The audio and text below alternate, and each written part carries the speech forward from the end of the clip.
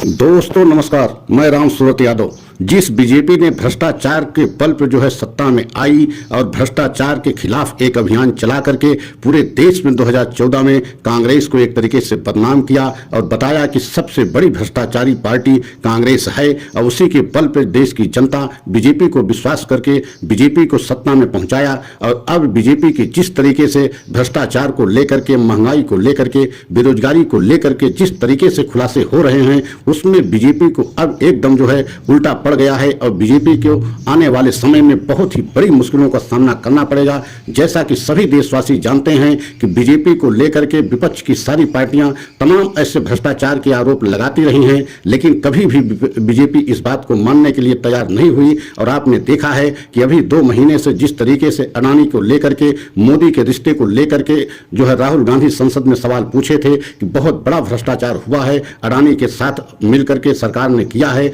लेकिन उस बात को मानने के लिए कभी भी बीजेपी तैयार नहीं हुई। यहां तक कि राहुल गांधी से पूछे हुए सवाल जो राहुल गांधी ने संसद में पूछे, उनके सवालों को भी संसदीय कार्यप्रणाली से निकाल दिया गया। लेकिन अब तो हद तब हो गई जब बीजेपी के ही शासनकाल में 2019 में राज्यपाल जम्मू कश्मीर के रहे सत्यपाल मलिक ने एक डीवी लाइफ जो है इंटरव्यू, डीवी लाइफ एक चैनल है, उसके इंटरव्यू में एक बहुत बड़ा खुलासा कर दिया है, जिससे पूरी बीजेपी एकदम समझ लीजिए हैरान परेशान हो गई है। और वह ऐसा खुलासा किए हैं भ्रष्टाचार को लेकर के, आप सोच नहीं सकते हैं कि भ्रष्टाचार को लेकर के ही बीजेपी अब तक ये पूरे देश में प्रचार करती रही कि भ्रष्टाचार के आरोप जो है मोदी सरकार पर नहीं लग सकता, और न ही अभी तक लगा है। लेकिन जिस तरीके से सत्यपाल मलिक ने जो है एक इंटरव्यू में इस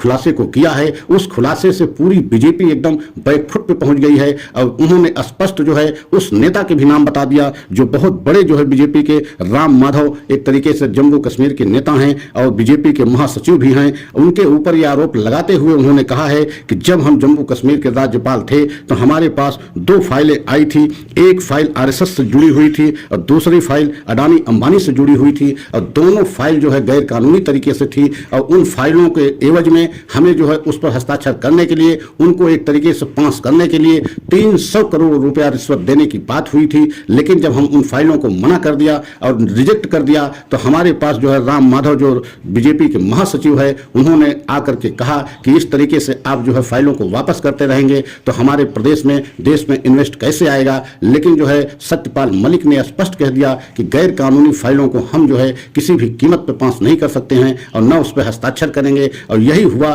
कि इन सब सारी हरकतों या बातों को होने से जब देखा कि अब जो है सत्यपाल मलिक किसी भी तरीके से बीजेपी के दबाव में नहीं आने वाले हैं, तो सत्यपाल मलिक को राज्यपाल की कुर्सी से हटाया गया। आप सोच नहीं सकते हैं कि अब इस समय बीजेपी की इतनी मुश्किल क्यों बढ़ रही है, क्योंकि अब एक तरीके से बीजेपी के ही बहुत बड़े नेता सत्यपाल मलिक माने जाते थे और उन्हीं के कार्यकाल में जम्मू कश्मीर के राज्यपाल भी थे। अगर उनके द्वारा इस तरीके से भ्रष्टाचार को लेकर के बीजेपी के खुलासा होता है तो आप सोच सकते हैं कि अब बीजेपी के लिए देश की जनता के सामने यह कहना कि यह पार्टी और मोदी सरकार में भ्रष्टाचार नहीं हुआ है, तो मोदी के लिए अब आने वाले समय में मुश्किल का दौर एक तरीके से शुरू हो गया है। क्योंकि कांग्रेस ने भी प्रेस कॉन्फ्रेंस करके सत्यपाल मलिक को जो है इंटरव्यू को एक तरीके से शेयर करते हुए एकदम स्पष्ट आरोप लगा दिया है कि अब बीजेपी ये कहने के लिए कतई जो है वो नहीं है कि वह भ्रष्टाचारी पार्टी नहीं है। क्योंकि विपक्ष की पार्टियां तो हमेशा कहती रही हैं, खासकर राफेल मुद्दे को लेकर के, राफेल में भी बहुत जोर शोर से कांग्रेस के द्वारा प्रचार हुआ था और उसके बाद नोटबंदी को लेकर के, लेकिन उन दोनों मामलों में जो है बीजेपी कभी मानने के लिए तैयार नहीं हुई। और इस समय जिस तरीके से पूरे देश में अडानी के मामले को लेकर के जो है पूरे देश में चर्चा का विषय बना हुआ है, जिस तरीके से राहुल गांधी मोर्चा खोले हुए हैं और राहुल गांधी की एक तरीके से सांसद सदस्यता भी इसी मुद्दे को लेकर के चली गई, तो यह भी गलत नहीं होगा। लेकिन पूरे देश में अडानी मामले को लेकर के एक तरीके से चर्चा का विषय बना हुआ है और देश की सभी विपक्ष की पार्टियां अडानी के मुद्दे पर, पूरे देश की सब पार्टियां कांग्रेस के नेतृत्व में एक साथ इस समय खड़ी हो गई हैं। क्योंकि जब से राहुल गांधी की सांसद सदस्यता गई है, देश की सभी पार्टियां लगभग 19-20 पार्टी इस समय कांग्रेस के साथ एक मुद्दे पर खड़ी हो गई हैं और सहमत हो गई हैं कि इस समय बीजेपी को देश से हटाना और बीजेपी को सत्ता से हटाना बहुत जरूरी हो गया है, नहीं तो यह देश के लिए आने वाले समय में बहुत ही अहितकारी हो जाएगा। और यही वजह है कि जिस तरीके से राम माधव के द्वारा जो है ये खुलासा राम माधव के माध्यम से रिश्वत देने की बात हुई थी जो है सत्यपाल मलिक को,